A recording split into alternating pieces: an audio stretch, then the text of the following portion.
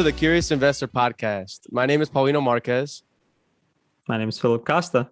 Yeah, and we are two guys looking to improve their life through financial freedom and through investments and through financial independence and all that. And this is a new podcast that we're starting, and Phil came up with the idea, and we thought that it would be a good chance to start a podcast so that we can better ourselves. What do you have to say about that, Phil? Yeah. Initially, I thought about starting this podcast as a way to network with these experts. I know it's like hard to get a lot of these people time from these people, and just having something like a platform for them to come and express themselves, I think is a great way to help both sides and everyone else, because now we're going to be sharing this with the world, and they can get a lot out of it as well. Yeah, and these people, like, we're trying to get connected with these people through the podcast because they probably have so many valuable lessons that they could teach us. And we thought, what better way than to get them directly on a podcast that gives them incentive to speak to us and to teach, so that maybe if not only our ears listen to it, maybe other people listen to it as well. So we thought, why not record these meetings with these people and actually add value to anybody who's willing to listen. So like this podcast in particular, this is going to be an introduction podcast just to kind of introduce ourselves before anyone wanted to listen, like just to get to know us as the hosts. So if you want to go first, Phil, just a quick introduction. Me and Phil are friends since high school, and we've known each other since we were little, but we only really became friends when we were in high school. We went to the same high school, and we've been on a similar path, like because we've been friends, we kind of have similar interests, and especially within the last few years, finance and investing has been a really big interest of ours. You think the same thing, right, Phil? Yeah, I mean, we grew up basically together, or we went to the same Catholic school on Sundays. We just knew of each other, but once we got to high school, we played soccer together there, played on a club team in the off season of high school. We ended up going to the same college, playing soccer there together, studying the same degree. Yeah. Now we're working we're copying basically each other in the same field. Yeah, I mean, we're in the same field. Yeah, but doing different stuff in the same field. And now we want to start investing and thinking about our future. Like I know a lot of people might not think this far ahead at such a young age, but it's something that we've been thinking about for a while now, and I think it's time. Yeah, and one way that like Phil has been really, because the reason why we started this podcast. Okay, look, Phil has been into real estate for a while. You've been thinking about real estate for some time now, and you actually bought a property yourself. So you have the perspective of someone that has knowledge in the space, but are new. Like you're trying to build your own portfolio. I'm coming from the perspective of someone who really doesn't know much at all. I've only invested in stocks and ETFs and kind of like my 401k through work, but real estate seems very appealing to me just based on like what people have said. And no, it's for sure. I think it's the easiest way to build generational wealth. It's a lot of people say it's passive. I don't really think it's passive, because there's a lot of work that went in to my first property, and even just maintaining it is work as well. So it's a small business that you own, but generates decent returns, and over the long haul, there's a lot of benefits with it. Yeah. So like before we get into like the nitty gritty of like how you actually got that property, if you want to speak about that, maybe we should talk a little bit more about our origins. So like to begin, like growing up, like we both came from an immigrant families that they are both, like it just happens that we're both Portuguese, come from Portuguese families, and that both of our parents immigrated to America. I don't know if yours did in the 80s or 90s. My parents did in the 80s. Like how do you think that influenced your financial habits, or in general, like how do you think growing up within that community shaped your thoughts about money? I don't think my parents really thought too much about investing. They did come from a working background, and so they just worked really hard and saved, and just lived frugally / comfortably. Like I never had anything missing from home. I was always able to participate anytime there was like soccer tournaments. You know how expensive those were. Hmm. I Yeah. was there. I never felt like I was lower than anyone else. Like we always had everything we needed. And even college, I was lucky enough to not have to pay for it, but they were ready for me or ready to help me or assist me in paying for tuition if I had to have that as an option. So investing wise, I'm kind of going outside of my family's sphere of thought. They don't really know much outside of just saving. Like my parents are reaching close to retirement and they don't have any 401ks or retirement accounts like that, which is something I'm trying to help them out with. And I don't know. How about you? What do you think? Is your family in a similar path, or have you grown up Yeah. in a similar? So growing up, like it was the same thing. Like we never had anything missing. I always felt support from my family, like to do all the things that I wanted to do, like our soccer tournaments, Mhm. our like all our field trips in school. Like I never felt at all like I ever lacked.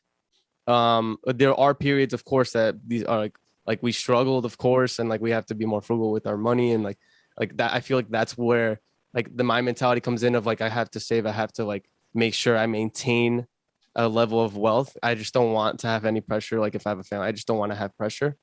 And I think that starts with investing. And that's just honestly my cousins.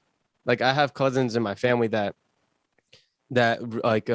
they have invested in real estate, or and they have spoken about opening up a Roth IRA. They have spoken about saving money. Like don't like most of your check shouldn't go to spending, it should go to saving. And there's a level up to that. And besides saving, there's investing, right? And I just like try to follow their path. We did, like my parents have some money set aside. But again, they come from a time where like my parents were very poor growing up, both of them. And while they did have food, it was a struggle like all the time. Like they always had to work and pay the bills. Most of their money would go towards bills and like towards, doing their day to day. They didn't really have either the knowledge or the capability to invest.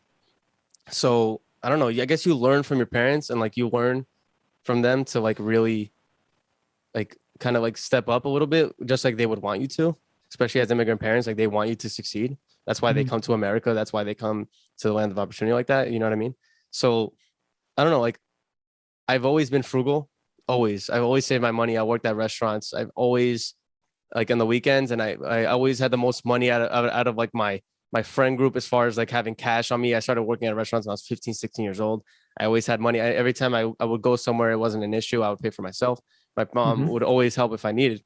But thinking about the future is something that I kind of like my generation, my family thinks about. It wasn't necessarily something that they thought about. And now they are, just like you are, just like you said. Like our parent, like your parents were like weren't thinking about that before. Mhm. So like my parents are the same way. Now they're like kind of playing catch up Yeah. at times. And while we have some real estate, not necessarily investment properties, just like houses and stuff like that we live in, and maybe like my parents bought a house in Portugal and they have that investment. It's not necessarily a retirement. Mhm. What about like so like when did you realize that you want to do it, you like through real estate or even investing in stocks or like ETFs or anything like that? When did you realize that that's a step I got to take? Um, I think I didn't really think about investing for retirement, meaning like 65. I was thinking more within like the next 10 years. Okay. So like that stemmed from I always thought I wanted to be an engineer, and then going through the program, it was fun, like the learning process, going to classes, learning all this new material. But then when you got out to the real world and I looked at my coworkers, I looked around, I'm like, I don't know if I can be like this or see myself doing this for 40 years. It was kind of a wake up call. And so from there, I'm like, hey, now I have this degree. I got to just stick it out. But what are all other alternatives I can do to potentially set myself up to do other things that I would like to do. And that's with doing some research, I found financial freedom. Like this is the fire community was a big thing. And just started listening to podcasts. Bigger Pockets was one that popped up and made the most sense to me. Real estate, just so many benefits to it. And I guess to take us one step back, my father does own a property. He owns a 6 unit, but he it kind of fell on his like someone came, his partner came to him and was like, hey, look, this property's underpriced, it's in good condition, like let's take over. And it kind of fell in his lap. It wasn't something he was looking to do. He was kind of nudged by his partner to be like, hey, come, let's go do this. And it was actually a very good investment now. After 15 years of paying for it, it's almost paid off. So that's going to be nice for them. So I do have a little bit of the real estate background just through him, but it's not like he was doing things. He's very old fashioned. So it's not like he was doing things the right way per se. Not that there is a strict right way, but there's obviously things you can do to either increase revenue or make things easier for yourself. Yeah. For example, like if you want to like what are those ways that you think that like what you would think maybe like would be a better way? So one thing is he still picks up rent. Like that's just nowadays you just don't do that. He goes to the door, gets an envelope and he looks for once that. It's Sunday after church, he goes over there, knocks on everyone's door, and more than likely no one pays, or not no one.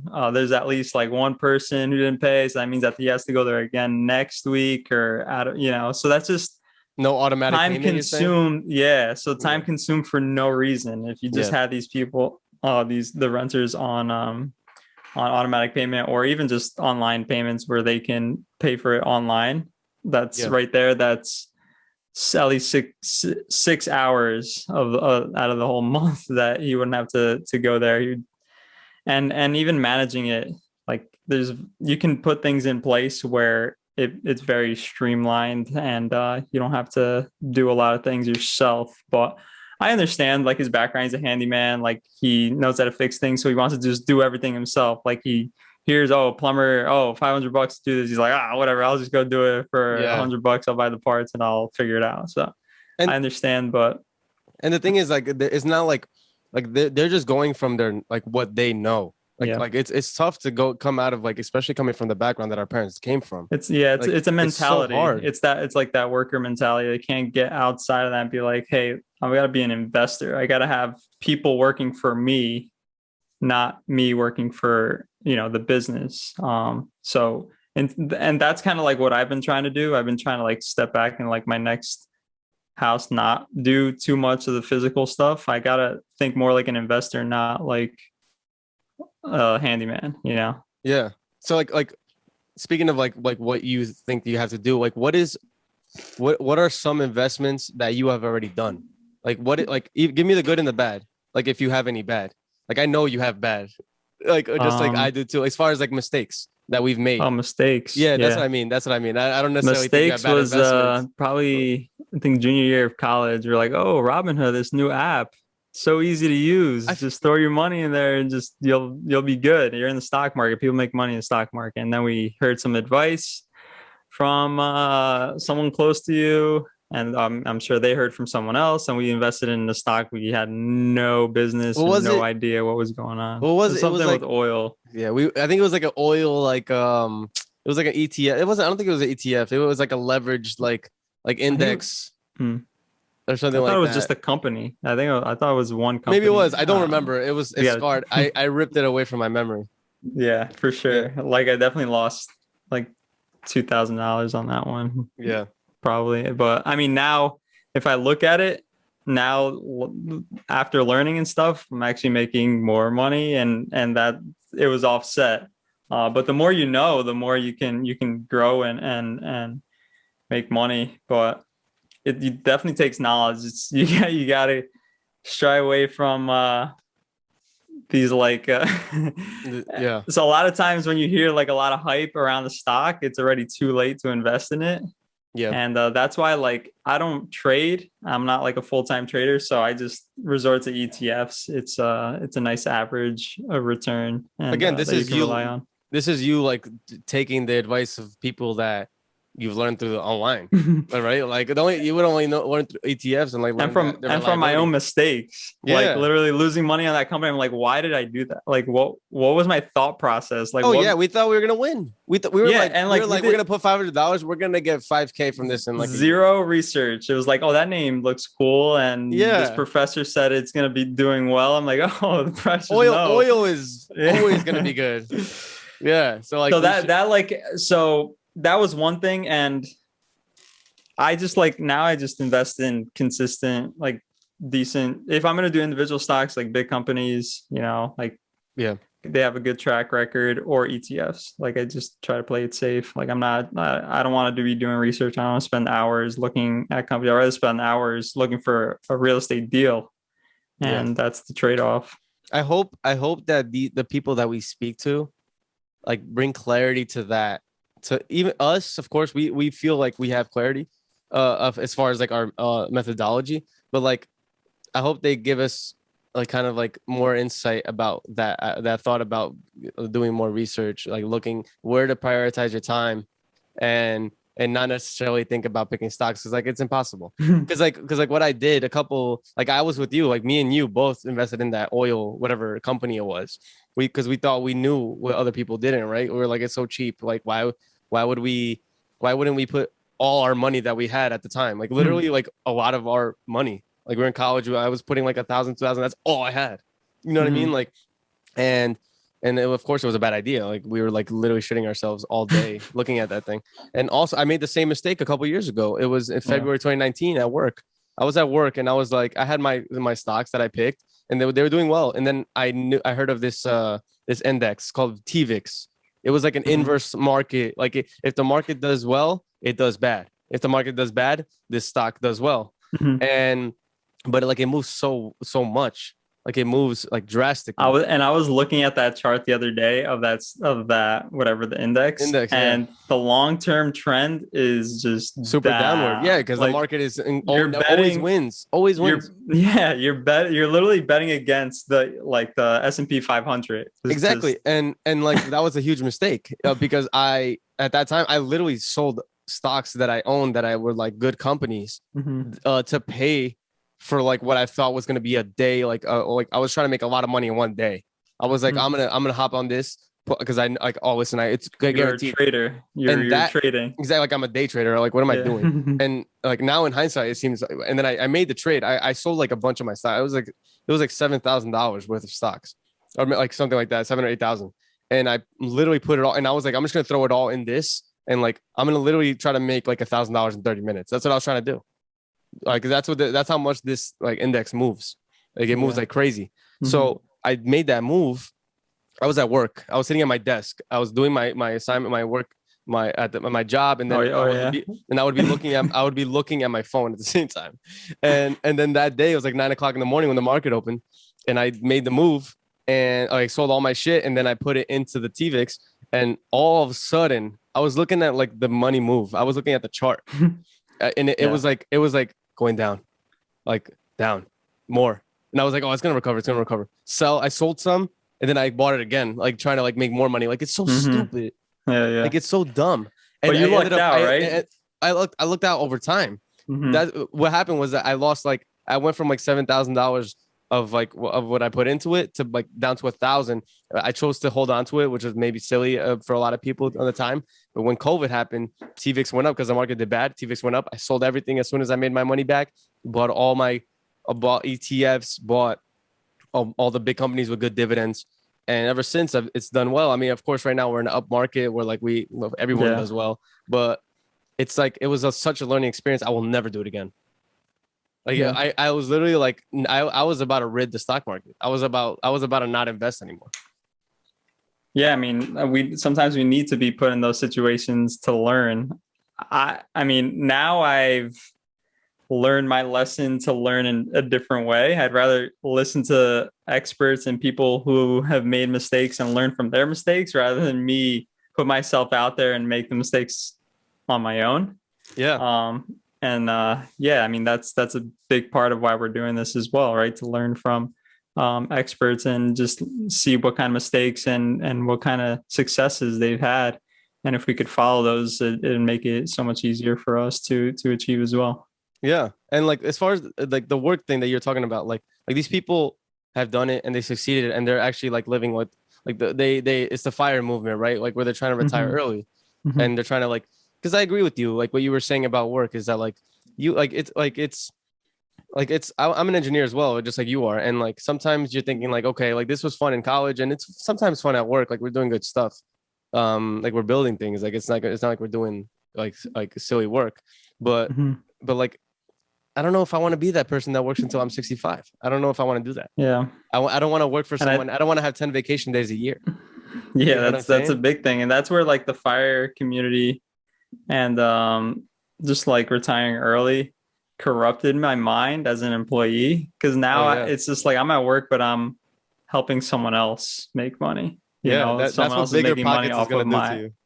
yeah, that's for sure.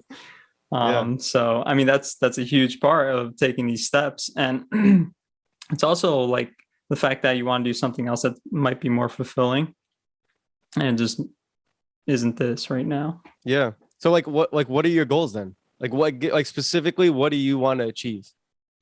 Like a number, like I mean, if you have one, a freedom number. even if you don't have one, maybe but like like I if you mean, do, in the say, next 5 years, it's pretty ambitious, but I would like to just cover my regular living expenses, which is not that much. Like I mhm, don't, I don't need nice cars or eat out every day. yeah, Nice clothes. I mean, I live a pretty simple life. So I think it's still ambitious. 5 years is still like a crazy goal, but if I just focus my attention in the right places, I think I will be able to achieve that. and what is it? And What are you trying to achieve? Oh, like I oh mean, yeah, the expenses in 5 years. Okay, yeah. In 5 years, have like enough monthly income that will cover just like my expenses. yeah, So if I can get my monthly expenses covered, then I can start doing other things, taking other risks to pursue something more fulfilling. And I'm sure that will also, if it's something that I truly love and I can exert all my energy on it, in it, eventually, if it takes 1 or 5 years or whatever, I'll eventually make some money off of it. But if my basic needs are met, then it'll allow me to go out and try to take that risk.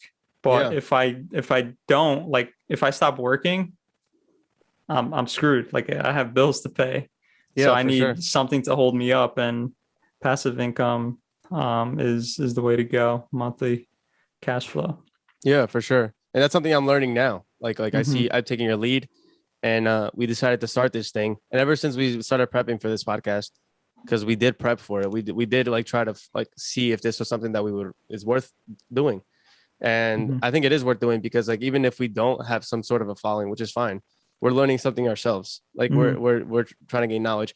And also like Yeah. I think that like I would love to be able to like even if I have a job, I would love to be able to have the freedom to let's say if I lose that job, I don't have to rush to get another job. If or if like I could choose a job that I love that I can have more time off and be with my family because I care about the future being like a present dad or like someone that can actually take like long vacations, even Mm-hmm. just vacations, not even necessarily for time off or being lazy, right? It's more about exploring places and like learning more like Mm-hmm. because like the normal 9 to 5 10-day vacation year is not really good for the human mind. I feel like it's Yeah. something that like you work like a zombie for someone else for so long and and you have to worry about taking days off. You know what I mean? Like it's something that's really difficult to kind of grasp, especially for me. Like I like to see places, like I Yeah. like to go do things, I like to enjoy myself. So I don't know, I think I don't have a specific goal. I think through this podcast we're gonna find a little bit more meaning to what we Mm-hmm. want. Like we're gonna try to like figure out specifically what exactly we want based on what people are telling us through other people's experience. Yeah. So And like the point of this podcast is not to have like the number one podcast. Like we're gonna interview these people regardless. Um, so why not just share it with everyone else? yeah, Like that's just slap a a mic on. way. Yeah. Yeah. No, like we were gonna do it anyway, right? We want to get in front of these people regardless and learn from them. So why I wouldn't hope we? yeah. What were you saying? No, why wouldn't we just spread that knowledge instead of just keeping it in for ourselves? Like that's pointless. Other people might be wanting, or they might listen to us and be like, "Oh, that's something I want to do as well," and they could just follow along with us. Like for example, I know you've been wanting to get into it or like dabble into it, but you never did. But Yeah. now that I'm approaching you and we're doing this podcast, now you're gonna get a little bit of fire on you, and you're probably gonna take more action. It's already motivated me to look at properties often. Mm-hmm. You know what I mean? Yeah. Like it's already done that. So it's already did something for me that I wasn't doing before. Yeah. So like, and also I would look like such a hypocrite to be interviewing these people and trying to learn and not a hypocrite. Like it would be so silly of me to like try to learn from these people and not actually put it into action. Like it's just so dumb. Yeah. So like I would feel dumb if I don't try to act on this. You know what I mean? Mm-hmm. Mm-hmm. For sure. So I don't know. I think this is gonna be a fun experience for both of us. Yeah, I think so. I think it'll. It's exciting. I just want to get it started. Start interviewing some guests and learn some stuff. Yeah. So yeah. Is there anything else you want to ask or say or something? I'm sure that we missed some stuff, but as we progress with the episodes, I think whoever's listening is gonna learn more about us and learn more from us. At the end of the day, this is what we would be doing anyway. You know, like we would be just talking to people, and it's just we're gonna try to keep it as natural as possible, and not so structured. But who knows? Maybe we'll change it up. Yeah. So so this is our intro podcast. And we're gonna be out on all the major platforms. It's gonna be Apple, YouTube. We're gonna have this on video on YouTube. We're gonna be on Spotify. We're gonna be on Stitcher. We're gonna be on all the podcast forums. If you're watching and you want to be a guest and you have some sort of financial insight to give to us, reach out. We'd love to have you on. And so follow us. We are the Curious Investors. Like our show is called The Curious Investor. Follow us on Instagram and on Twitter. At what was it called again? Curious Investify. Sorry, I should probably look it up. Look at the show notes. Look at the show notes. Look in the description. We'll have that there. It was really difficult to choose an Instagram handle and a Twitter handle because all of them are spend more most unnecessary time trying to figure this out. Like but it was what's fun. The name? Yeah, I mean, I think we settled on something good. The Curious Investor. Because we are curious and we are looking to be investors to prepare for our future. So yeah. All right, man. I guess we'll see you guys in the next episode, which will be dropping at the same time as this one. So when this one's out, you can watch the next one. We're gonna have a guest on the next one. So hit that. Go right there after this one. Go. You're listening now. You can already go search to the next one. So yeah. So yeah. Any last words? No, that's it. I'm just excited to get this going. All right. Yeah, thank you guys, and see you guys in the next one. Ciao. Ciao.